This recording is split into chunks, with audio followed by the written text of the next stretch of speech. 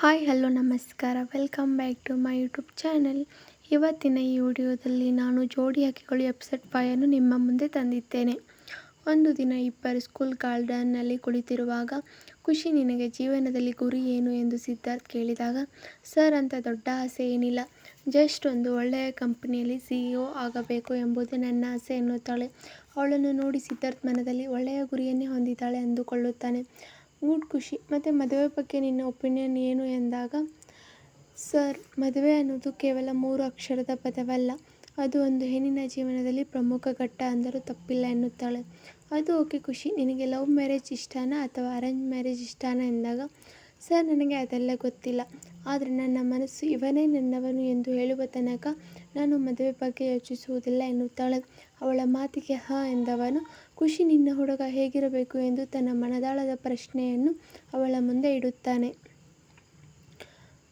ಮುಂದೆ ಖುಷಿ ಒಮ್ಮೆ ಸಿದ್ಧಾರ್ಥ್ನ ನೋಡಿ, ಸರ್, ನನ್ನ ಹುಡುಗ ಮೊದಲಿಗೆ ಒಳ್ಳೆಯ ಮಗನಾಗಿರಬೇಕು, ನನ್ನವನು, ನನಗಾಗಿಯೇ ಹುಟ್ಟಿರಬೇಕು, ನಾನು ಸಿಗೋವರೆಗೂ ಕಾಯುತ್ತಲೇ ಇರಬೇಕು, ತಂದೆಯಂತೆ ಗದರುತ್ತಾ ಕಾಳಜಿ ಮಾಡಬೇಕು, ತಾಯಿಯ ಹಾಗೆ ಮುದ್ದು ಮಾಡುತ್ತಾ ತುತ್ತು ಕೊಡಬೇಕು, ಒಳ್ಳೆಯ ಸ್ನೇಹಿತನ ಹಾಗೆ ನೋವು ನಲಿವುಗಳನ್ನು ಹಂಚಿಕೊಳ್ಳಬೇಕು, ನನ್ನನ್ನು ಅತಿ ಹೆಚ್ಚು ಪ್ರೀತಿಸುವ ವ್ಯಕ್ತಿ ಅವನೇ ಆಗಿರಬೇಕು, ನಾನು ಮಗುವಿನಂತೆ ಅಳುವಾಗ ತಾಯಿ ಹಾಗೆ ರಮಿಸಬೇಕು, ನನ್ನ ಚೇಷ್ಟೆಗಳನ್ನು ಸಹಿಸಿಕೊಳ್ಳುತ್ತಾ ಮುದ್ದು ಮಾಡಬೇಕು, ನಾನು ಎಷ್ಟೇ ಹಠ ಮಾಡಿದರೂ ಒಂದು ಕೊಟ್ಟಾದರೂ ನನ್ನ ಹಠವನ್ನು ಬಿಡಿಸಬೇಕು, ಅವನ ಕೊಟ್ಟ ಏಟಿನಿಂದ ನಾನು ಮುನಿಸಿಕೊಂಡರೆ ಅವನೇ ಮುದ್ದು ಮಾಡಿ ರಮಿಸಬೇಕು, ನನ್ನ ಕನಸುಗಳನ್ನು ಈಡೇರಿಸದೇ ಹೋದರೂ ಪರವಾಗಿಲ್ಲ, ಆದರೆ ಐ ಆಮ್ ಹೆಲ್ಪ್ಲೆಸ್ ಅಂತ ಮಾತ್ರ ಹೇಳಬಾರದು, ಚಿನ್ನ, ಮುದ್ದು, ಬಂಗಾರ ಎಂದು ಹೊಗಳಿ ಅಟ್ಟಕ್ಕೇರಿಸುವ ಬದಲು ಕೋತಿ, ನಾಯಿ, ಹಂದಿ ಎಂದು ಪ್ರೀತಿಯಿಂದ ಬೈಯುವವನು ನನ್ನವನಾಗಿರಬೇಕು, ನಮಗೆಷ್ಟೇ ಮಕ್ಕಳಾದರೂ ಅವನೇ ನನ್ನ ಮೊದಲ ಮಗುವಾಗಿರಬೇಕು, ನನ್ನನ್ನು ಅತಿ ಹೆಚ್ಚು ಕಾಳಜಿ ಮಾಡದೇ ಹೋದರೂ ಪರವಾಗಿಲ್ಲ,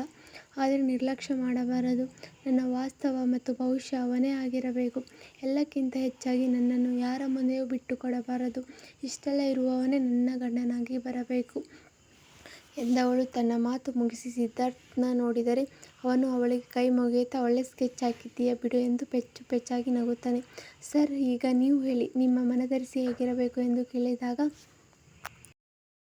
ಸಿದ್ಧಾರ್ಥ್ ನಗುತ್ತಾ, ನಿನ್ನ ಥರ ಇರಬೇಕು ಎನ್ನುತ್ತಾನೆ. ಅವಳು ಏನಂದ್ರಿ ಎಂದಾಗ, ಏನಿಲ್ಲ, ಈಗ ಹೇಳ್ತೀನಿ ಕೇಳು, ನನ್ನವಳು ಸ್ವಚ್ಛ ಮನಸ್ಸಿನ ಮುದ್ದು ಮುಖದವಳಾಗಿರಬೇಕು, ನನ್ನನ್ನು ಅತಿ ಹೆಚ್ಚು ಪ್ರೀತಿಸುವ ವ್ಯಕ್ತಿ ಅವಳೇ ಆಗಿರಬೇಕು, ನನ್ನ ಕಾಲರ್ ಪಟ್ಟಿ ಹಿಡಿದು ಪೊಲೀಸರ ಹಾಗೆ ನನ್ನನ್ನು ಪ್ರಶ್ನಿಸಬೇಕು, ಅಮ್ಮನಂತೆ ಕಾಳಜಿ ಮಾಡಬೇಕು, ಹೆಂಡತಿಯಾಗಿ ಮುದ್ದು ಮಾಡಬೇಕು, ನನ್ನನ್ನು ಚಿಕ್ಕ ಮಗುವಿನಾಗಿ ನೋಡಿಕೊಳ್ಳಬೇಕು, ನನಗೆ ಬೆಸ್ಟ್ ಫ್ರೆಂಡ್ ಅವಳೇ ಆಗಿರಬೇಕು, ನೋವೆಲ್ಲ ಮರೆಸಿ ನಗುವ ಹಾಗೆ ಮಾಡುವವಳು ನನ್ನವಳಾಗಿರಬೇಕು, ಎಲ್ಲಕ್ಕಿಂತ ಹೆಚ್ಚಾಗಿ ಸ್ವಾಭಿಮಾನಿಯಾಗಿರಬೇಕು ಎನ್ನುವನು ಖುಷಿಯನ್ನು ನೋಡುತ್ತಾ, ಟೋಟಲ್ ಆಗಿ ನಿನ್ನ ಥರ ಹುಡುಗಿ ನನ್ನವಳಾಗಬೇಕು ಎನ್ನುತ್ತಾನೆ.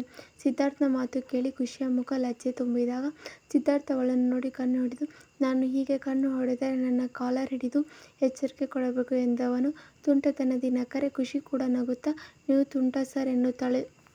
ಹೇ ಖುಷಿ, ನೀನಂದರೆ ನನಗೆ ಇಷ್ಟ ಕಣೆ, ಆದರೆ ಹೇಗೆ ಹೇಳಬೇಕು ಎಂದು ನನಗೆ ತಿಳಿಯುತ್ತಿಲ್ಲ ಎಂದು ತನ್ನಲ್ಲೇ ನುಡಿಯುತ್ತಾನೆ ಸಿದ್ಧಾರ್ಥ್.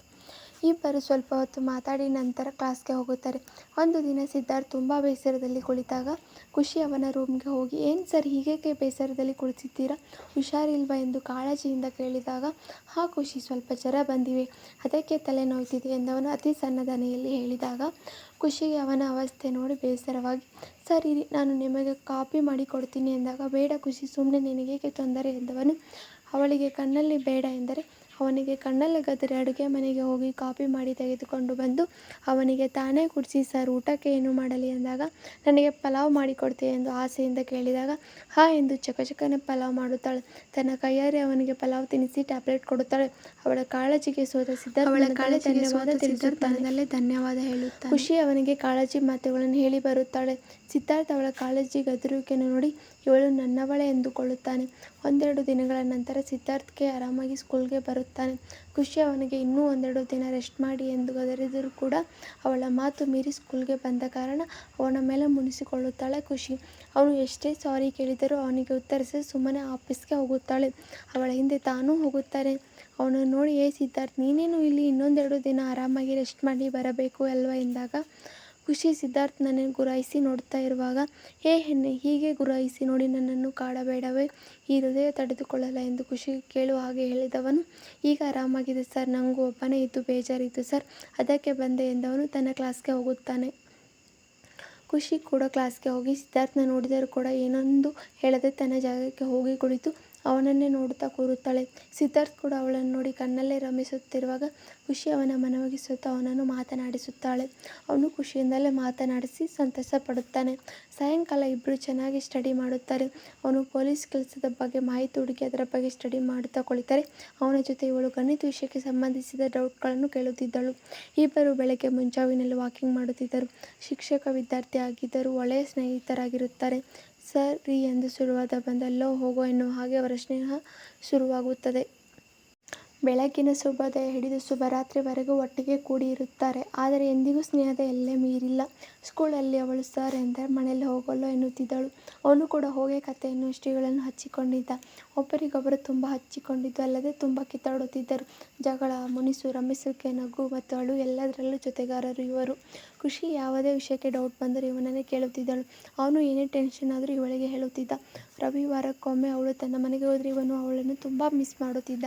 ಸಿದ್ಧಾರ್ಥ್ ಬೆಂಗಳೂರಿಗೆ ಹೋದರೆ ಇವಳು ಅವನಿಗೆ 10 ಬಾರಿ ಕಾಲ್ ಮಾಡಿ ಯಾವಾಗ ಬರ್ತೀರಾ ಎನ್ನುತ್ತಿದ್ದಳು. ಭರತ್ ಇವರಿಬ್ಬರನ್ನು ನೋಡಿ ಲವ್ ಮಾಡ್ತಾ ಇದ್ದಾರೆ ಎಂದುಕೊಂಡು ಸಂತಸ ಪಟ್ಟಿದ್ದ. ಬೆಳಗಿನ ಸುತ್ತಲೂ ನಮ್ಮ ಮನಸ್ಸು ಶಾಂತವಾಗಿರುವುದು ಹೇಗೆ, ಅದೇ ರೀತಿಯಲ್ಲಿ ನಮ್ಮ ಜೀವನದೊಂದಿಗೆ ಸಹಜವಾಗಿ ಬಿಡಿಸಿಕೊಳ್ಳುವುದು ಮಹತ್ವಪೂರ್ಣ. ಬೆಳಗಿನ ಕಿರಣಗಳು ಹೊತ್ತಿಗೆ ಪ್ರಕೃತಿಯ ಸೌಂದರ್ಯ ಪ್ರಕಟಿಸುವಂತೆ ನಾವು ನಮ್ಮ ಆತ್ಮವನ್ನು ಪ್ರೇಮದ, ಶಾಂತಿಯ ಮತ್ತು ಸುಖದ ಕಿರಣಗಳಿಂದ ಪ್ರಕಟಿಸಬಹುದು. ಶುಭ ಮುಂಜಾನೆ ಎಂದು ತನ್ನ ಕ್ಲಾಸ್ ಶುರು ಮಾಡಿದವಳು ಟೀಚರ್ಗಿಂತಲೂ ತುಂಬ ಚೆನ್ನಾಗಿ ಪಾಠ ಹೇಳುತ್ತಿದ್ದಳು. ಅವಳ ಆಟ, ಪಾಠ, ನಗು, ಅಳು, ಮುನಿಸು, ಕೋಪ ಎಲ್ಲವೂ ಅವನಿಗೆ ಅಚ್ಚುಮೆಚ್ಚು.